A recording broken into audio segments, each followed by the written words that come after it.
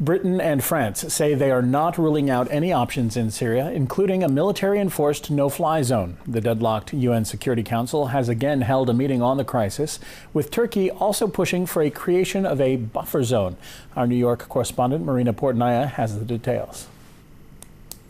The Security Council remains very much divided over how to deal with the Syrian crisis. The high-level meeting that was taking place in New York focused on the humanitarian circumstances in Syria right now and how they continue to exacerbate. According to UN officials, at least 229,000 Syrians have fled the country in the past 18 months, spilling over to neighboring countries such as Lebanon, Jordan, Turkey, and Iraq. This has, of course, made the circumstances very difficult for the neighboring countries. Turkey has asked the Security Council to consider setting up refugee camps inside of Syria that outside countries would safeguard. This is a suggestion that the Syrian government say they are very much against. Russia and China also have opposed it, saying that it could only create more conflict and violence. So clearly you have a very complicated situation here, but we did hear Western countries address the Security Council, their representatives,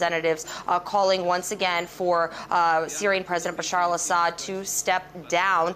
Britain and France, the foreign ministers of those countries, today made a new call encouraging for more defections within the Syrian government and the Syrian military. The Russian ambassador to the United Nations, Vitaly Churkin, did address the Security Council and raise the issue of the fact that the unilateral sanctions that Western countries, including the U.S., Britain, and France, those sanctions that they've placed on Syria are only hurting the Syrians. The sanctions imposed by the UN Security Council have nothing in common with the actual efforts to assist a settlement of the Syrian crisis. They complicate the lives of simple citizens and deny them the opportunity to meet their elementary needs and fully enjoy basic human rights. This is not only our conclusion, but it is also of an independent commission in Syria. We call upon nations who impose sanctions against Syria to immediately lift them.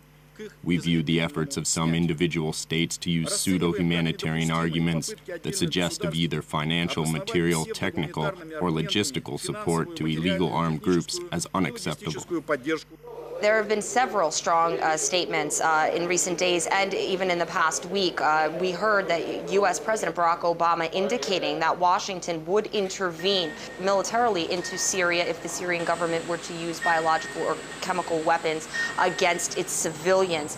Britain echoed Washington's sentiments, while France has come out proposing for a partial no-fly zone to be imposed over Syria's airspace. This, of course, is something that has not been supported by Russia and China, but the U.S. and its Western allies have underscored as late as this meeting taking place in the Security Council that they will continue supporting the Syrian opposition and continue providing them with equipment.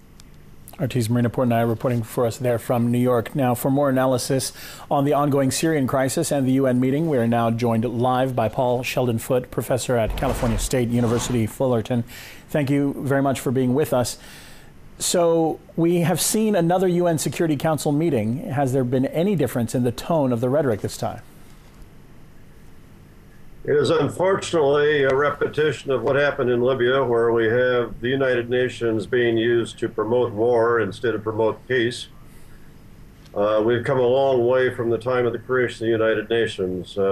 Sanctions are acts of war. Permitting the support of terrorist groups to go into Syria or any other country are contrary to any reason for the United Nations. It's a question today whether it should even exist anymore. Well, how possible is a negotiated diplomatic settlement in the Syrian conflict now that we've seen ethnic, tribal, and religious divisions in that country, and that this is no longer justified between pro- and anti-Assad forces?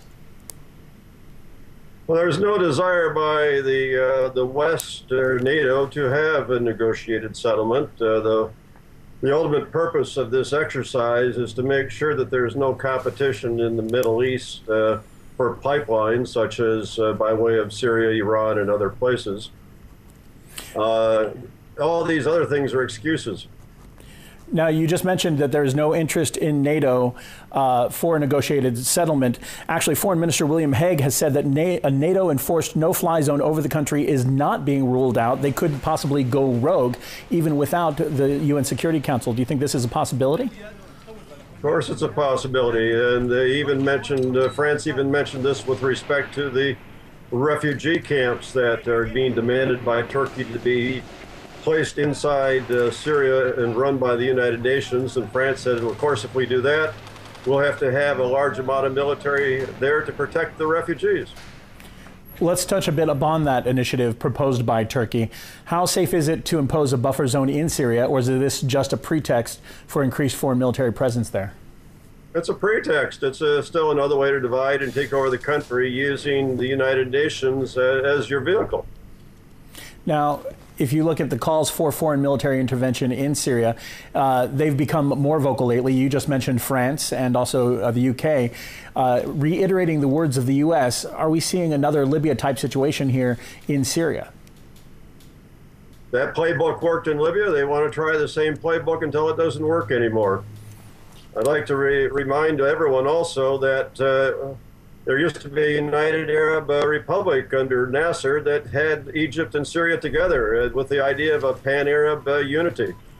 Morsi has gone a long way. When Morsi shows up at the NAM meeting in Tehran and tries to destroy any possible cooperation among non-aligned member countries, it's outrageous.